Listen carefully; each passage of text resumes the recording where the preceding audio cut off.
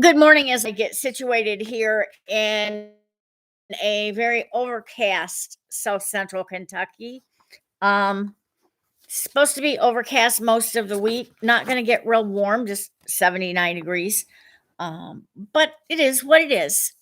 I am taking you into The Sound of Paper with Julia Cameron.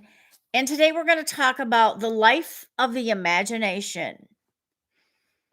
Okay, if I could live in my imagination, sometimes that would be wonderful.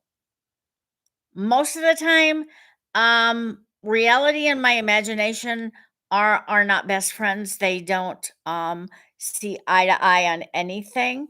So I live, but the voices in my characters in my books yell at me all the time. So let's find out about the life of the imagination. It is a gray, dreary, and socked in day, more like February than May. I'm living in New York on the farthest west street in the city, right on the Hudson. But today is without bearings as fog mists over the river and the Jersey Shore beyond.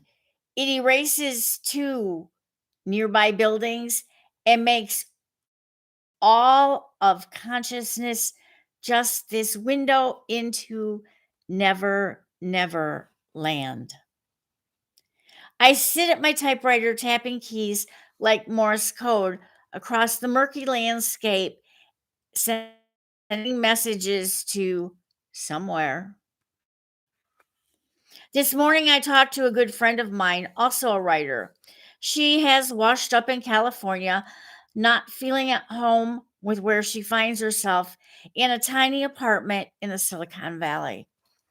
Marooned on a seedbed of high finance, far from her beloved New Mexico, with its endless vistas and gentle optimism bred in the beauty of the land, she hates the Silicon Valley. The fact that she is unhappy and scared, it has come to this. I know how she feels. Her whole life shrunk to the size of the room where she is penned in and trying to put words to the page. For me, living in New York is a tricky balancing act. Daily, I must leave the cage of my apartment and venture out into the city. Then I must get in, out of the city, back to my apartment nest. The cage nest contradiction is a constant one. It goes with the urban territory. The enchantment of New York City is big dreams. The reality of New York City is small living spaces. Today, I went briefly to visit the townhouse of a garden designer, a good friend of a good friend. She lives on the ground floor of a brownstone that she owns. Her apartment, with its greenhouse addition at the rear and her garden beyond, has a wilderness beauty to the uncommon it uncommon in New York.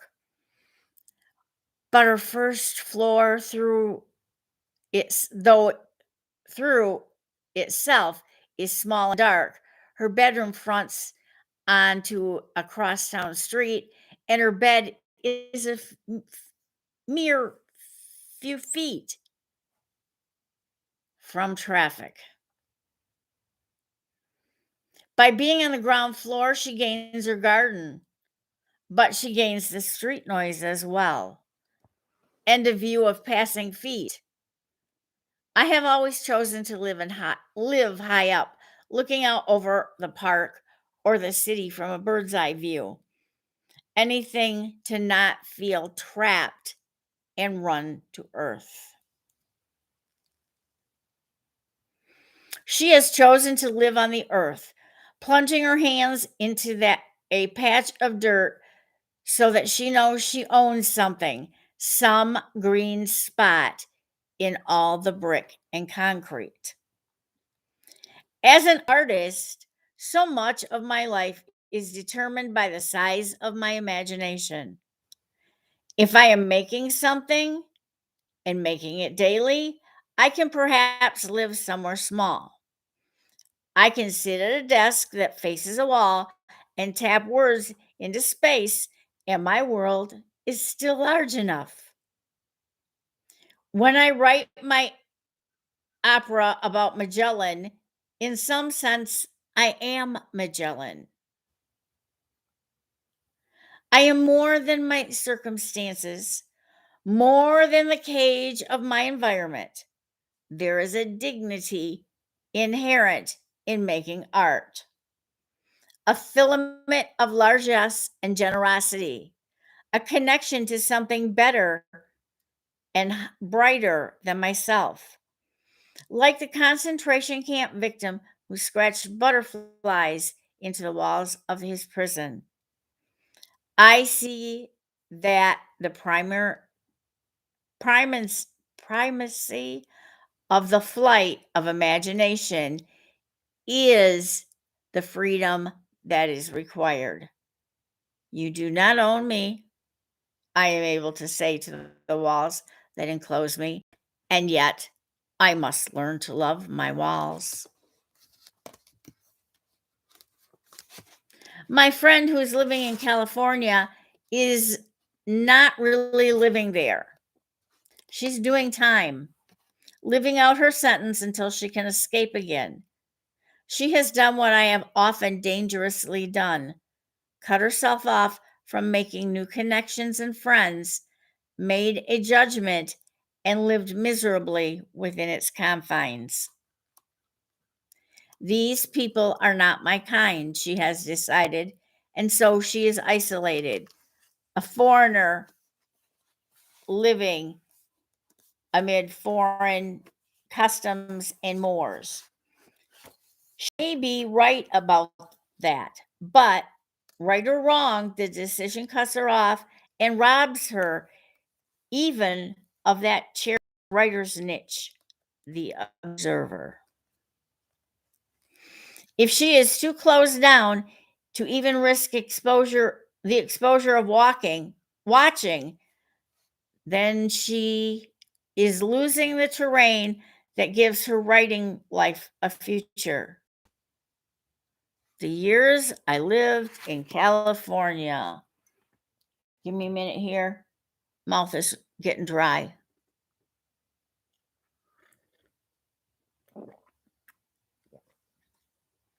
It is difficult to commit to living where we are, how we are. It is difficult and it is necessary in order to make art. We must first make an artful life.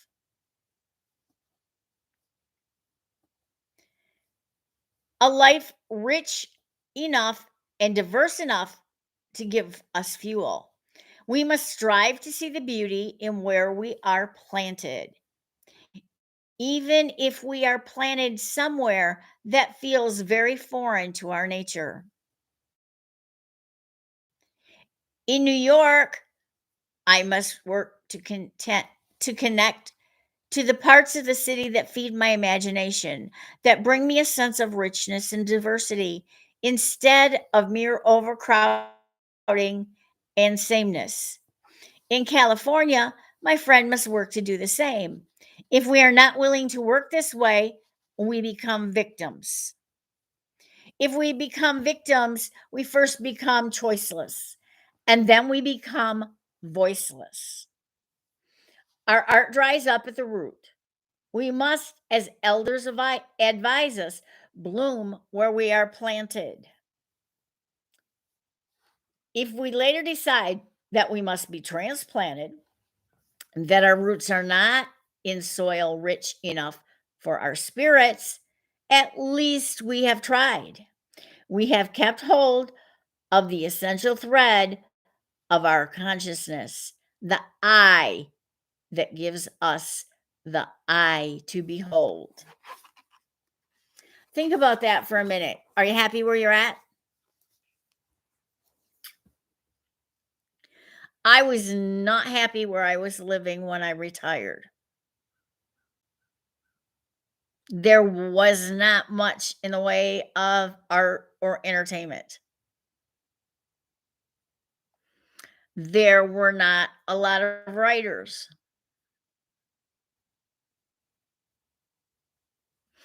I went to Texas the first winter after I retired because I was done doing winters in Michigan. And I made the decision right then and there that I was not going to retire to Texas. Um, Not the beautiful shorelines that I was used to. There were a lot of rock pilings because of hurricane. When one of the hurricanes went through,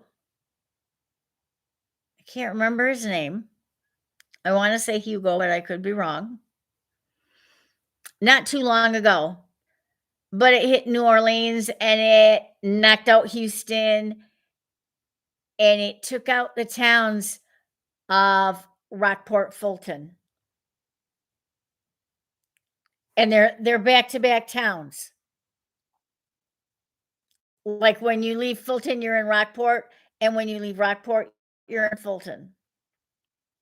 I stayed in Fulton. I shopped a lot in Rockport,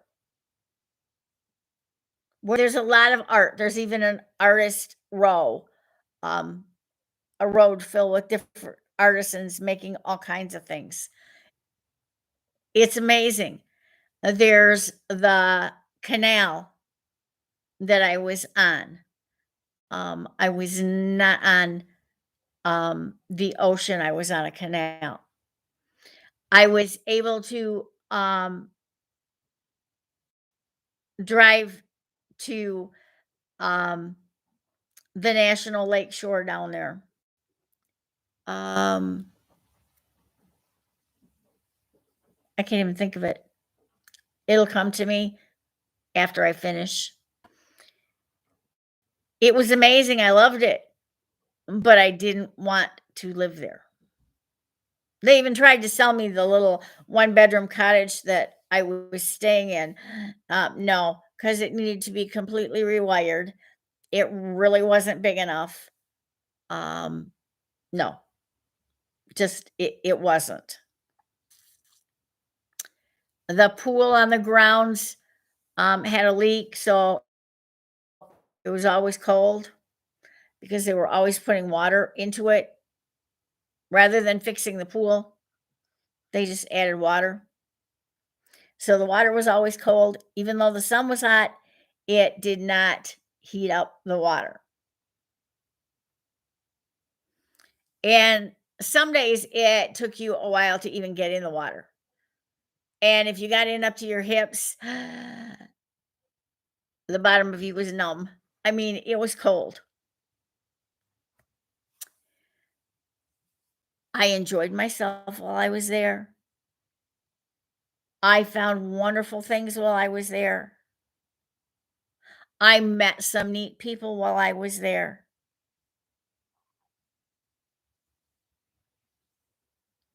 I went to the wildlife, um, refuge, and I took the driving tour, but there are places you can get out and walk, and I did. I got out and walked. It was marvelous. I never did see an armadillo, and luckily, I never saw an alligator. I'm taking a picture of a sign, and I'm reading it after I take it going, "Why am I standing here when this is an alligator crossing?" And so I got back in my car, laughing at myself for being an idiot. But it was fun. I spent the next 2 winters on Kiowa Island in South Carolina. That's just south of Charleston, about 17 miles. It's just off John's Island. Um,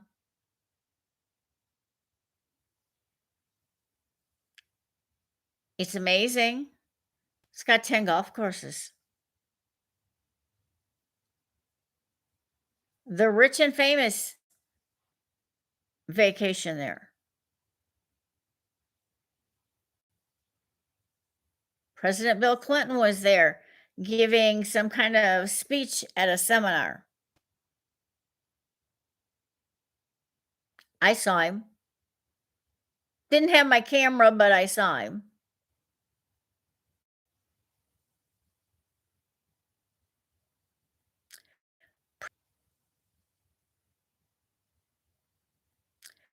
President and Mrs. Biden, when he was vice president, were shopping in the same store I was.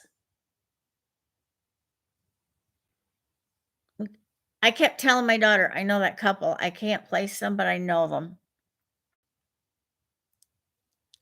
Didn't think any more of it. We leave the store, and she says, Mom, look to your left. Who is that? And I said, I don't know. Keep walking. And a Secret Service man came around the other side of the car. She said, Who was it, Mom? Vice President Biden. I said, You remember the couple? I couldn't remember who they were. Vice President and Mrs. Biden.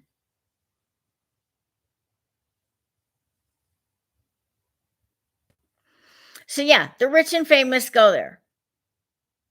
PGA tournaments have been played there. The Ryder Cup for one thing last year, this year, might have been this year.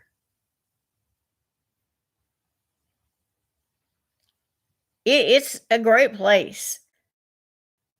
There's culture. There are things to do. There's the beach. There's always the beach.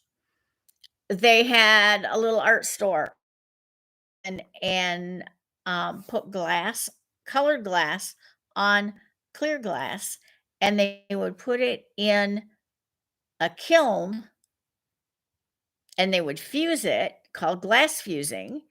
And I made several necklaces and a sun catcher and a vase,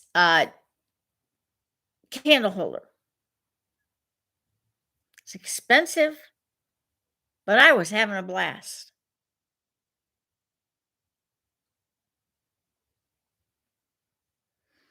I moved to John's Island and lived there 3 years.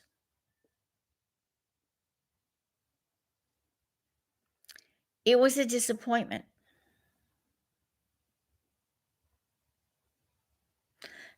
People were friendly. I met some of the most wonderful people I have ever known living on John's Island. I had to go downtown Charleston if I wanted culture. It was 17 miles away. It's not that big a trip. The traffic is atrocious. It's ungodly. I Of all the things I disliked the most about the area, it was the traffic.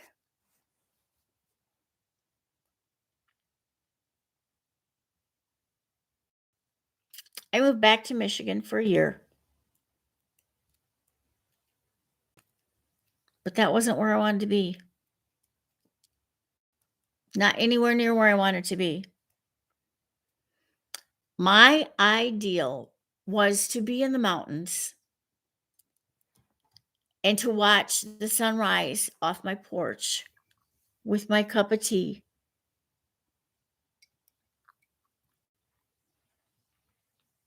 I could have done that this morning if the sun actually rose and I could see it.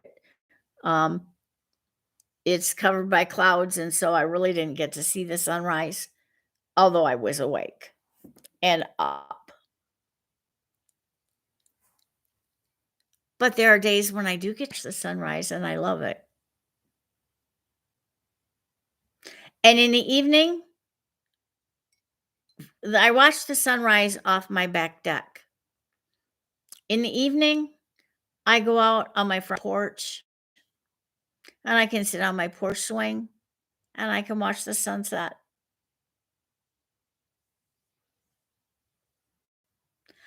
I am not in the mountains per se. I am in the foothills of the Cumberland Mountains, which are part of the Appalachian chain.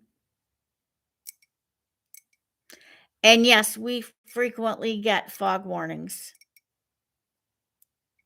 twice over the weekend and yesterday.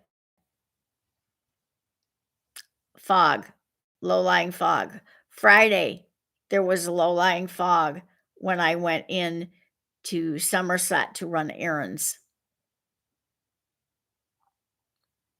Visibility at a quarter of a mile. That's from my end of my driveway to the road, the main road. No, that's not very far.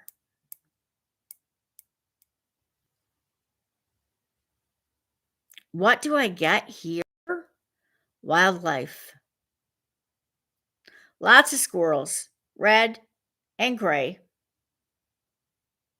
Deer, an occasional fox. I'm sure there are possum and raccoon, although I've not seen any running wild. Rabbits all over the place. I get rabbits.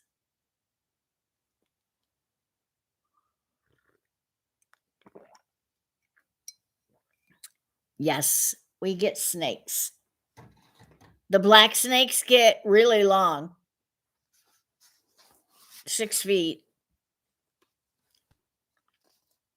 They're pretty much harmless. The copperheads get equally as long. Avoid them at all costs. They're deadly. So think about where you are and are you making the best of your life? I live in this little tiny fly speck of a town. There isn't even a stoplight. There's a blinking light, but there's not a stoplight.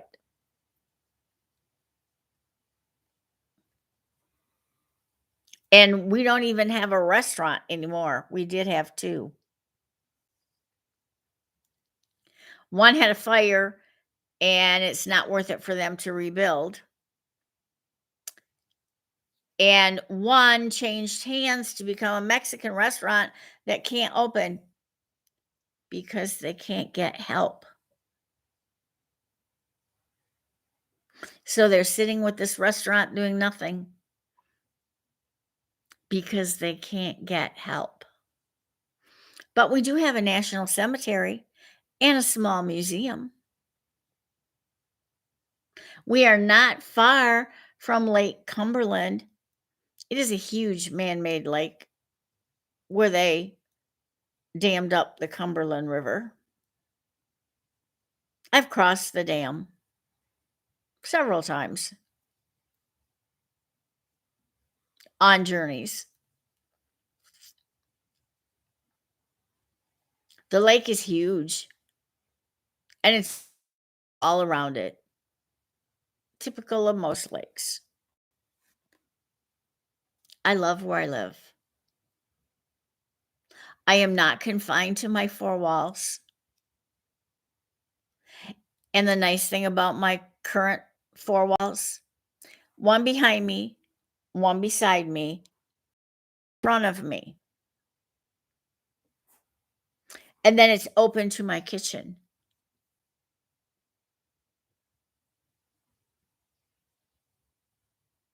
So I don't feel confined.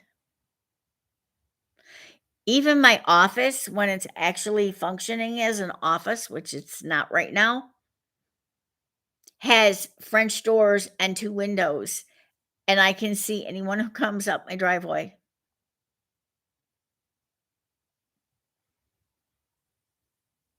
I am not confined to four walls.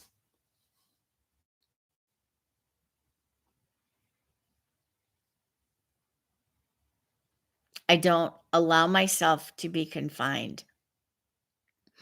I am often known to take pad of paper and sit on my porch swing and write, then come back in here and transcribe it.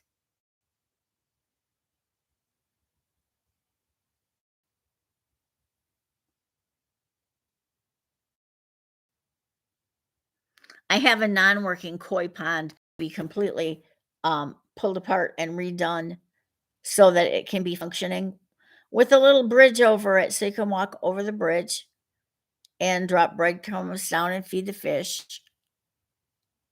Yep, I have that. And it was going to be this year's project, but since some of my projects got stalled this year, I guess it'll wait till next year. But it will get done because I want to be able to sit out by the koi pond and write.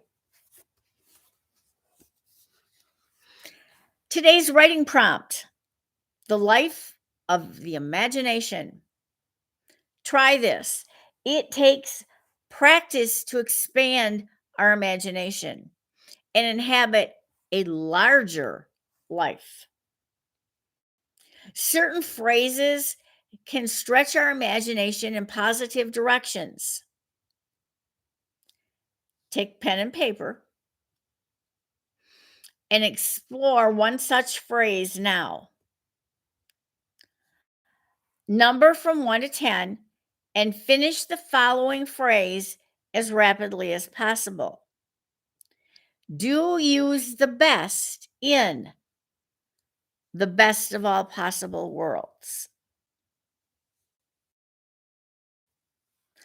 I gave you 3 of her examples with these directions underneath the video. And then a footnote that she kind of added after number 10. You are going to write, if the best of all possible worlds were reality, and then answer it 10 times. Her first one was, I would have a sunny, spacious New York apartment with views.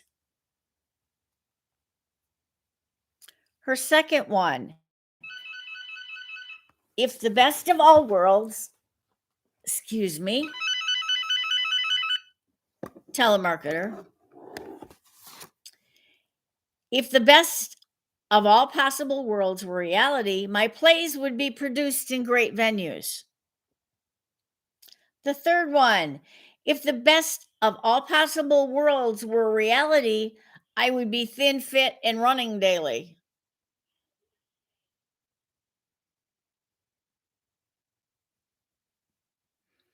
You finish them.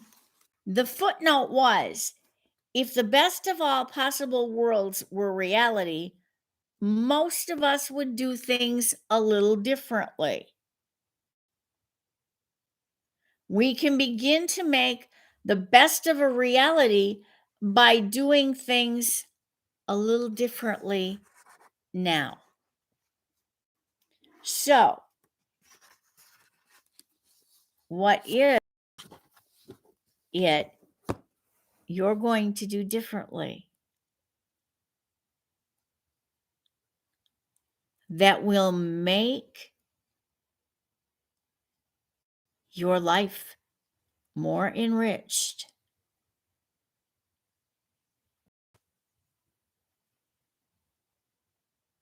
Think about that as you're writing.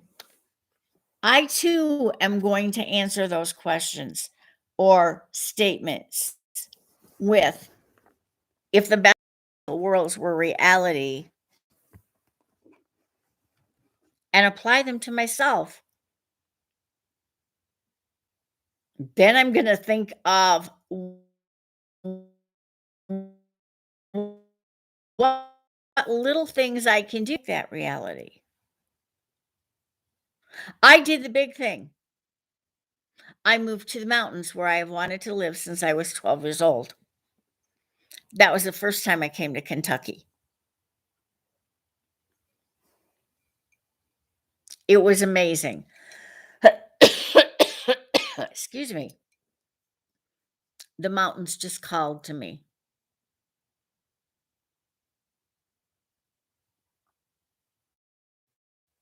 Where is it you really want to be? What is your best of all worlds? What is your best of all worlds possibility?